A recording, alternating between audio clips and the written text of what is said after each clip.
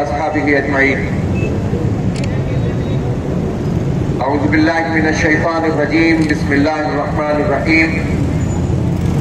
هو الذي أرسل رسوله بالهدى ودين الحق ليظهره على الدين كله وكفى بالله شهيدا. صدق الله العظيم. محترم سیف الدین ایڈوکیٹ صاحب، جناب جنید مکاتی صاحب، اب مجھے کوئی نہ بتائے کہ کہاں دیکھ رہے ہیں، کیا بولنا ہے، اب آپ لوگوں کا کام ہے.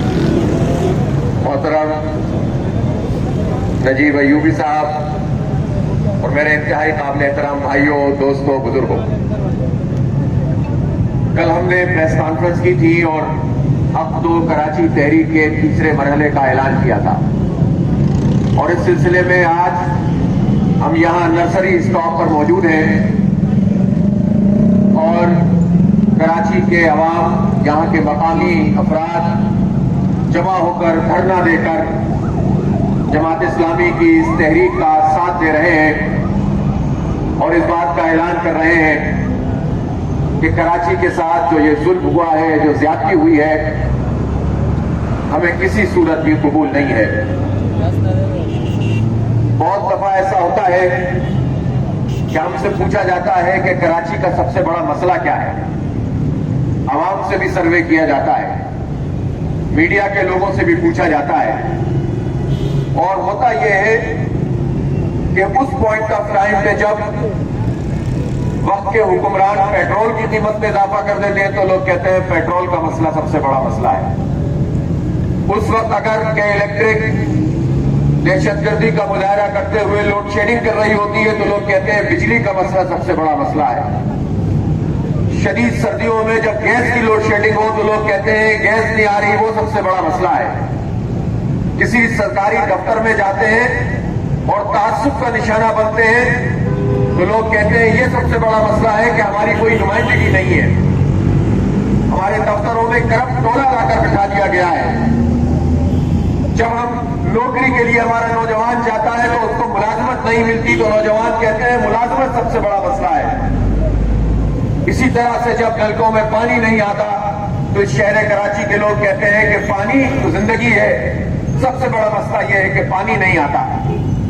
پھر سڑکوں پہ لوگ سفر کرتے ہیں، ٹوٹ پھوٹ کا شکار یہ سڑکیں ہیں. اندر کی سڑکوں تو چھوڑ دیجئے، گلیاں تو چھوڑ دیجئے، اس وقت شہر کی 90% سڑکیں ایسی ہیں، مین روڈ ایسی ہیں جس میں پیچ ورک کا کام نہیں ہوا ہے. پورا شہر کھنڈر بنا ہوا ہے. لوگ کہتے ہیں سڑکوں کی ٹوٹ پھوٹ سب سے بڑا مسئلہ ہے.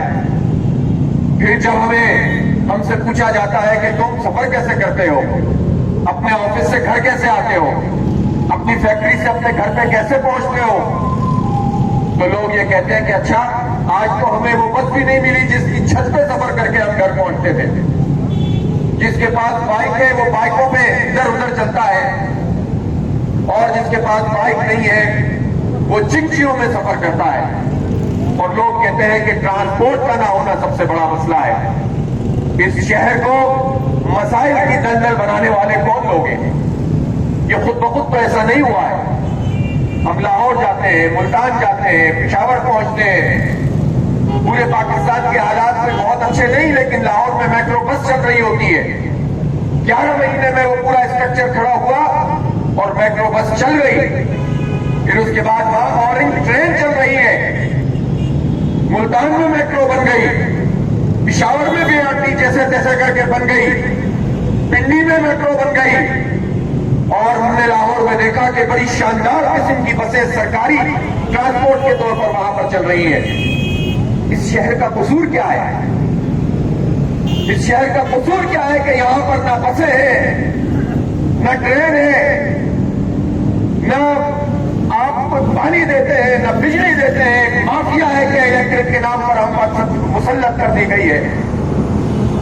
اور ہمارے نوجوان کھیل نہیں سکتے، پارک نہیں ہے، کھیل کے گراؤنڈ نہیں ہے، اور جو گراؤنڈ تھے ان پر قبضہ مافیا نے قبضے کر لیے، چائنا کٹنگ کر دی ہے.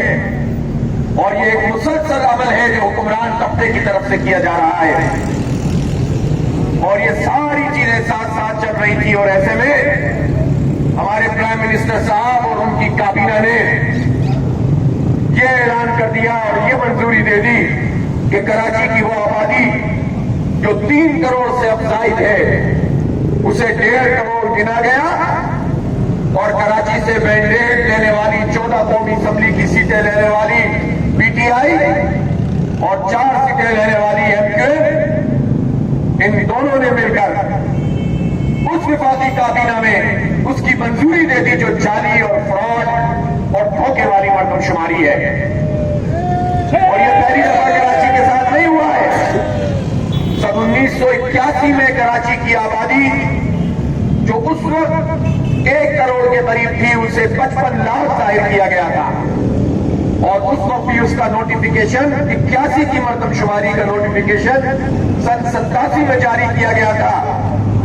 मैं आप लोगों से पूछना चाहता हूं, सैफ भाई हो या जाहिद भाई हो या नजीब भाई, 1987 में इस शहर में कौन रूल करता था? किसने जो है वो आवाज उठाई हुई थी कि हम कराची को हुकूक दिलाएंगे, कोटा सिस्टम खत्म करवाएंगे, मैसूरीन को वापस लाएंगे? 1987 में जो मर्दमशुमारी थी वो भी आधी खाई गई थी। यूएनओ की रिपोर्ट्स इसके ऊपर मौजूद है। 1998 में फिर मर्दमशुमारी हुई और उसमें भी कराची की आबादी को आधा खा लिया गया। 98 लाख शो किया गया जो 2.25 करोड़ से कम नहीं थी। फिर उसके बाद 2017 में मर्दमशुमारी हुई और 1 करोड़ 49 लाख हमें शो किया गया। इस मर्दमशुमारी की अहम बात यह थी कि हुई तो सिविल गवर्नमेंट के अंदर थी, नवाज शरीफ की हुकूमत थी, लेकिन उसमें फौज का जवान भी इस मर्दमशुमारी के अमले के साथ शामिल होता था।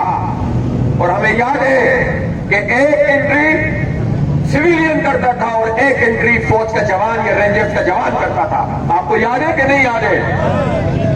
अब अगर ये वफाकी काबीना ने इसकी मंजूरी दी है तो हम ये पूछना चाहते हैं कि कौन कौन इसका जिम्मेदार है कराची की आबादी को खाने का?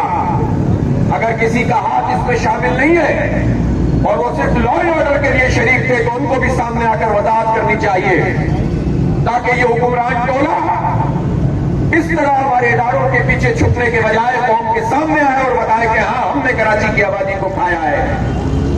और जब हम इनसे सवाल करते हैं कि ये आबादी जब तुम खा जाते हो तो हमारी नुमाइंदगी पे फर्क पड़ता है। हमारे सिंध धरती की ये बच्ची है जिसने आकर ये मुकदमा पेश किया है, ये सिंधी जुबान बोलने वाली है। जब हम कराची के हुकूक की बात करते हैं तो हम किसी एक कौम की बात नहीं करते। कराची में बसने वाले सिंधी, पंजाबी, बलोच, पख्तून, महाजिर, कश्मीरी, सराइकी, बंगाली, बर्मी, अफगानी जो यहाँ रहता है, यहाँ का इंफ्रास्ट्रक्चर यूज करता है, यहाँ कोई डेवलपमेंट में किरदार अदा करता है, हम उन सब की बात करते हैं।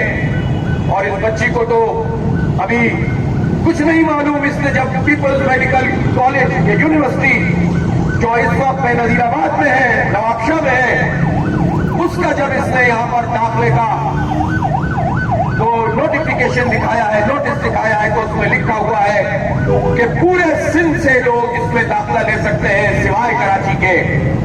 मैं पूछना चाहता हूं मुराद अली शाह, तुम कराची को सिंध का हिस्सा समझते हो कि नहीं समझते हो? इसका मतलब है तुम कराची को सिंध का हिस्सा नहीं समझते। तुम कराची को सिर्फ उस वक्त सिंध का हिस्सा समझते हो जब तुम्हें करप्शन करनी होती है, लूटमार करनी होती है, मुलाजमतों में भर्ती करनी होती है, हमारे टैक्स के पैसों को खाना होता है, अपने भांजे भतीजों को नवाजना होता है, तो तुम्हें कराची नजर आता है। और कुछ देने की बात की जाए तो तुम कराची को सिंध का हिस्सा नहीं समझते हो। कोई जरा सी बात करते कराची के हुकूक के लिए तो पीपल्स पार्टी और उसकी माफिया को तकलीफ होने लगती है कि कराची की बात क्यों की जा रही है, सिंध की बात की जाए। अगर सिंध के सबसे बड़े शहर, पाकिस्तान के सबसे बड़े शहर, एक मेगा सिटी, 3 करोड़ से ज्यादा आबादी के शहर की हम बात करते हैं तो आपको क्यों तकलीफ होती है? इसलिए कि पीपल्स पार्टी अपने अमीर में कराची दुश्मन है, अपने अमीर में कराची दुश्मन है, इसलिए ये कराची को कुछ देना नहीं चाहते। और अगर ये कराची को कुछ देना चाहते होते तो 12 साल से ये हुक्मरान है मुसलसल, और सन 70 से इस सूबे में हुक्मरानी करते चले आए हैं, इन्होंने कराची के साथ क्या सलूक किया है। अफसोस की बात यह है कि पीपल्स पार्टी तो कुछ भी करती हो, एमक्यूएम क्या करती रही है। हमारी तकलीफ यह है कि यहां से जिन लोगों ने वोट हासिल किए, नुमाइंदगी हासिल की, लोगों को सुहाने ख्वाब दिखाए, उन्होंने सबसे ज्यादा इस शहर को बर्बाद किया। इस शहर के बच्चों से तालीम छीनी, इस शहर के नौजवानों से रोजगार छीना, इस शहर के पार्कों पे कब्जे किए, इसके खेल के मैदानों को वीरान किया और इन्होंने यहाँ पर भत्ता कल्चर और भत्ता माफिया को मुतारिफ कराया। उन लोगों ने हमारी नुमाइंदगी का सौदा किया, वडेरों का हाथ अपने वोट बेचकर सेनेट में करोड़ों रुपए वसूल करते रहे और इस शहर के साथ ये सलूक करते रहे। इसलिए ये हुकूमतों में भी शामिल रहते हैं और मिलकर कराची के साथ ये सलूक करते हैं। ये भी एक तारीखी हकीकत है कि जब कराची में कराची ट्रांसपोर्ट कॉरपोरेशन थी, उसकी बसें चला करती थी, इसके डिपो जगह जगह कायम थे। सिर्फ कराची यूनिवर्सिटी में 125 बसों का फ्लीट चलता था जो केटीसी की बसें होती थी। कॉलेजेस तक में ये सहूलत मिलती थी और जिस वक्त हमारी ये केटीसी खत्म की गई, उस वक्त एमक्यूएम का वजीर ट्रांसपोर्ट था और एमक्यूएम हुकूमत के अंदर शरीक थी। इसलिए पीपल्स पार्टी की सबसे बड़ी साझेदार एमक्यूएम है, जिसने इस दोनों ने मिलकर कराची का बेड़ा गर्क किया है। कराची में सर्कुलर रेलवे चलती थी और ये सन 90 तक कामयाब तरीन प्रोजेक्ट था पाकिस्तान रेलवे का, मुनाफा बख्श तरीन प्रोजेक्ट था और 124 ट्रैक थे, वो थी उनकी अप और डाउन जो है वो सर्विस मौजूद थी।